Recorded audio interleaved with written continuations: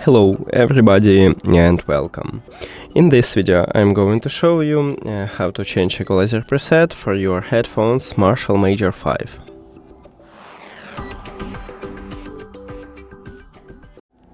You have to start by open Marshall Bluetooth application, and if you add your headphones to the application you will see the same menu.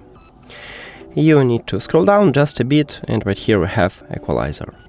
Tap on it, and it used to equalizer with original Martian sound, and we need to swap to the second one because the first one we cannot change equalizer presets. So you can tap the second one, and right here click at the selected preset. So by default it uses Marshall. You click on it, and here's all presets what Marshall offer for you. Also here's a custom preset, so you can select this one. The custom preset by default use the same as Marshall.